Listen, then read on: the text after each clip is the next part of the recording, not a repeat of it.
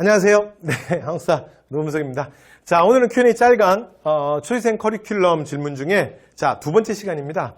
그래서 여러분들이 좀 많이 질문하시는 내용 몇 개만 제가 모아서 와봤습니다. 자, 오늘 질문들은 어떤 건지 좀 볼까요? 자, 첫 번째는 이론 강의를 듣고 나서 기출문제집을 풀면 좋을까요? 아니면 수업을 들으면서 그리고 복습을 하면서 기출문제 같이 풀면 좋을까요? 뭐 그런 거예요. 질문이. 자, 그래서 첫 번째. 근데 이 질문은 제가 볼 때는 이론 강의를 듣고 복습하면서 기출문제를 푸시는 것도 좋아요.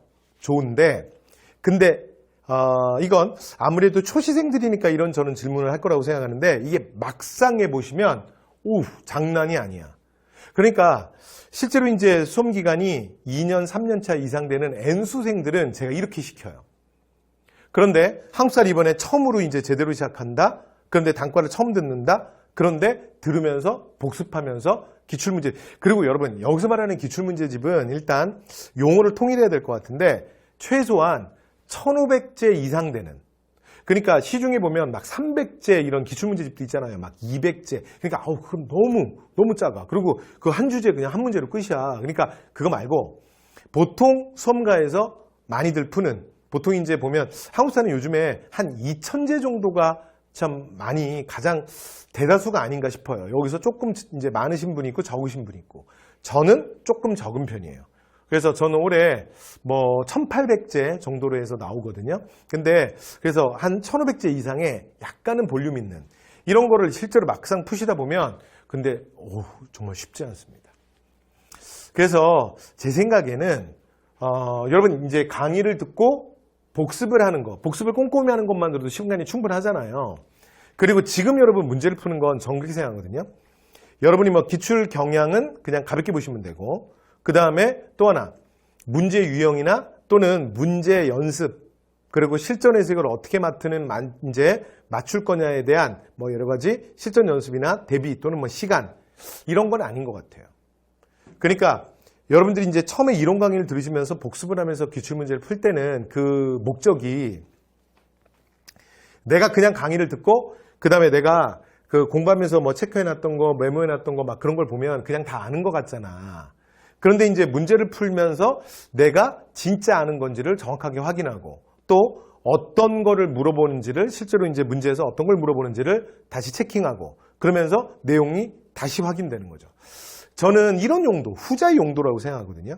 그렇기 때문에 기출문제집이 생각보다 이론 강의 들으면서 복습하시면서 하시는 게 제가 볼 때는 쉽지 않으실 것 같아요. 그래서 저는 오히려 제가 그래서 그런 또 문제집이 하나 있거든요.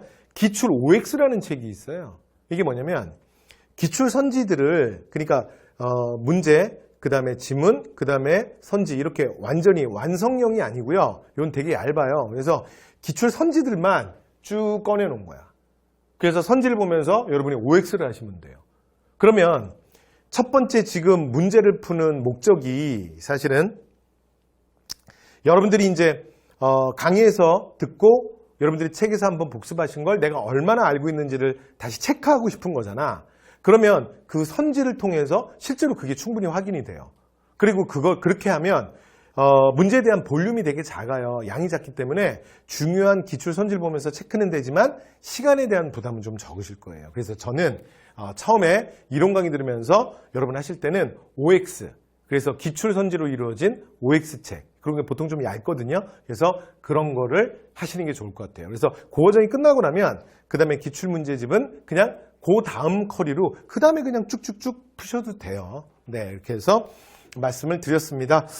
그래서 제 생각은 그렇습니다. 이렇게 해서 말씀드렸고요. 그 다음에 이제 이 두 번째 질문도 좀 같이 맞물리는 건데, OX 기출 지문 문제집을 풀고 있습니다. 그래서 이 문제집을 이용한 복습 방법은 어떻게 할까요? 근데 이건 실제로 이제 OX 그 문제풀이와 관련된 제 또 짧은 강의가 있어요. 보면 제가 OT반에서 이 문제집의 활용, 그리고 어떻게 공부할지를 좀 제가 설명을 올려놨습니다. 그래서 그걸 좀 참고로 보시면 되고, 그 다음에 여기서는 일단 짧게만 말씀드리면 제 OX 기출문제의 특징은 뭐냐면 문제의 양 날개 쪽에다가, 교재의 양 날개에 그러니까 OMR 카드를 만들어 놨어요.